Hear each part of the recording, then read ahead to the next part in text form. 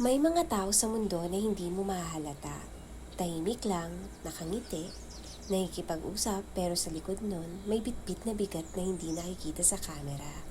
Hindi narinig sa kwento at hindi nabanggit sa status. Sila yung mga taong masyadong marami ng pinagdaanan.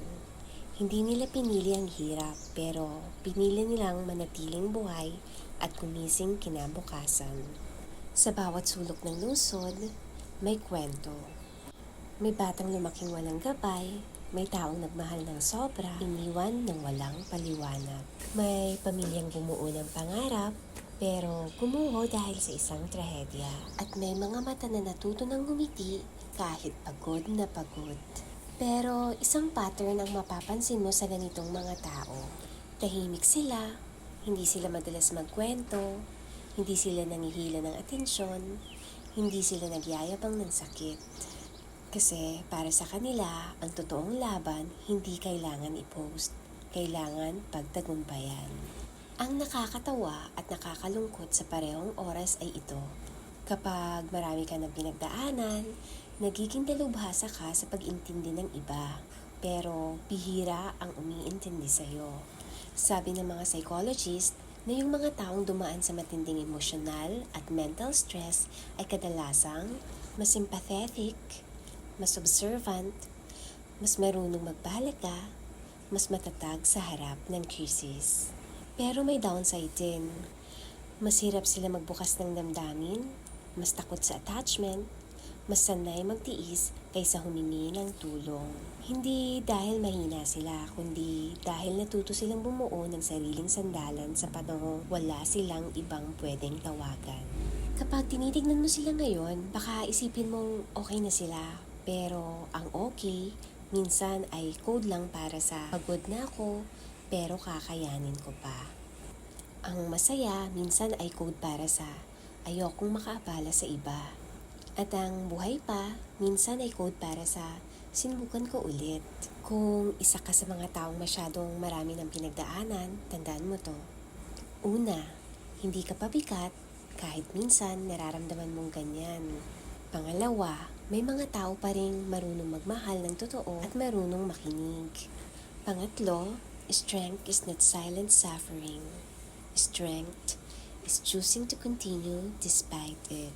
At ang pang-apat, tuminga, magpahinga, pero huwag mong i-give up ang sarili mo. At kung may kakilala ka naman ganito, tanungin mo sila paminsan-minsan, kamusta ka talaga? Hindi laging kailangan ng solusyon. Minsan, kailangan lang may makinig. Maliit na empathy para sa'yo, malaking tulong para sa kanila. Sa dulo ng araw, walang sukatan kung gaano kabigat ang pinagdaanan mo. Pero may isang bagay na sigurado, kung nandito ka pa, kahit pagod, kahit wasak, kahit naliligaw, hindi mo sukat ang sakit mo. Sukat mo ang katatagan mo. At yan ang hindi kayang kunin ng kahit anong pagsubok. May mga taong mula sa malayong lugar, lumuwas ng Maynila, dala ang isang maleta, at konting pag-asa. Hindi nila sinabi sa pamilya nila na natulog sila sa sakayan ng jeep o kumain ng biskwit para makatipid. Tatawa sila sa video call, sasabihin, ayos lang po ako dito. Pero ang totoo, hindi laging ayos. Pero lagi nilang sinisikap na maging. Kapag marami ka ng pinagdaanan, napapansin mo yung maliliit na bagay na minsan hindi napapansin ng iba.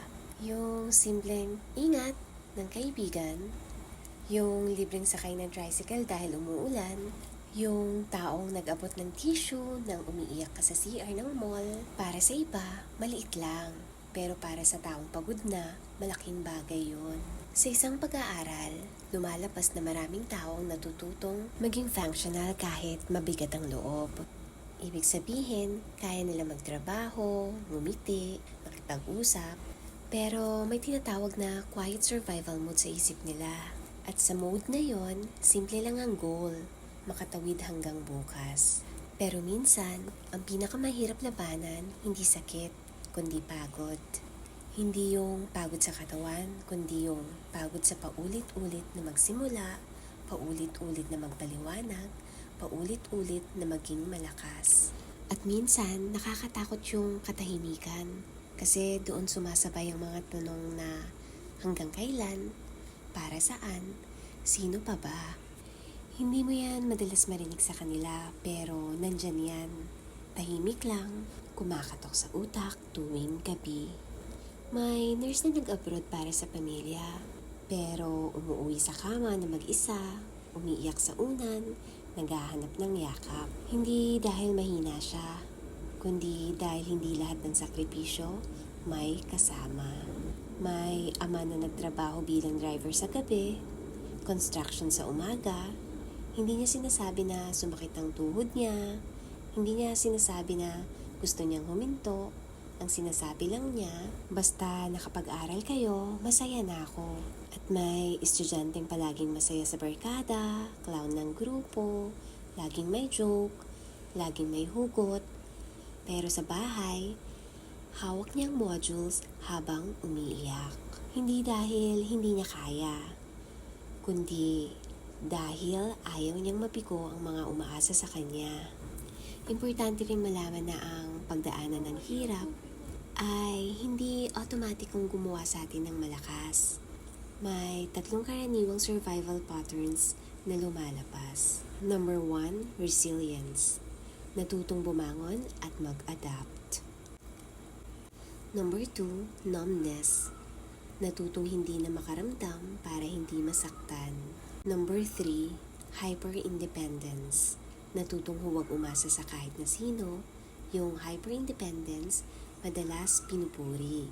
Wow, ang galing niya mag-isa. Pero ang hindi alam ng marami, minsan yun ang wound na hindi nakita. Kapag nasanay kang mag-isa, mahirap na ulit magtiwala. Kapag nasanay kang magtiis, mahirap nang humingi ng tulong. Kapag nasanay kang magpakatatag, minsan nakakalimutan mo, pwede ka ring magpahinga. Pero ang kagandahan sa lahat ng taong marami ng pinagdaanan ay ito. Hindi sila madaling mabasag, hindi sila agad sumusuko, at kahit hindi nila alam, nagiging inspirasyon sila sa iba. Minsan may isang taong nagkwento, sobrang hirap ng buhay ko, pero nung nakita ko siya, kinaya niya. So, kinaya ko rin. Ganyan ang tahimik na epekto ng mga survivor.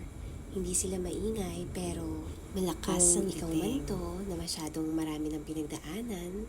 Tandaan mo, hindi mo kailangan patunayan ang katatagan mo sa lahat ng oras.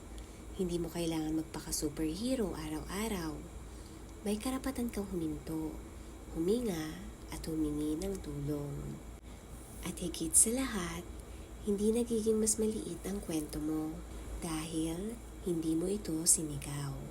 Minsan, ang pinakamalakas na sugatan, tahimik lang. At ang mga pinakamagigiting, hindi humahanap ng palakpakan. Kaya kung nandito ka pa, pagod man, umiiyak man, nadapa man, may lugar ka pa rin sa mundo at may bukas pa para sa'yo. Sa bawat istorya ng sakit, may mga pahina rin ng pag-asa. Hindi yun agad obvious. Minsan, natatakpan lang ng luha. Minsan, naliliberal sa responsibilidad, pero nandoon. Kung isa ka man sa taong patuloy na lumalaban kahit hindi nakikita ng iba, taas noo. Hindi dahil walang hirap, kundi dahil hindi ka umatras kahit masakit. Ang mundo hindi laging mabait. Ang oras, hindi laging sakto. Ang tao, hindi laging mapagkalinga. Pero kahit na, may mga bukas pa rin naghihintay na puno ng posibilidad. Kaya bago magsara ang dokumentong ito, may iiwan lang kaming simpleng paalala. Kapag pagod ka, magpahinga. Kapag nasaktan ka, umiyak. Kapag hindi mo na kaya mag-isa, may mga tao pa rin handang umabot. At kung sa lahat ng ito, ikaw lang ang umabot sa sarili mo, hindi yun nakakababa. Iyon ang pinakamalaking tapang. Sa dulo ng araw, hindi namin alam ang bigat na dala mo. Pero alam namin ang isang bagay. Kung naririnig mo ito ngayon, nandito ka pa. At minsan, sapat na ang simpleng katotohanan yan. Ito ang kwento ng mga taong sobra na ang pinagdaanan.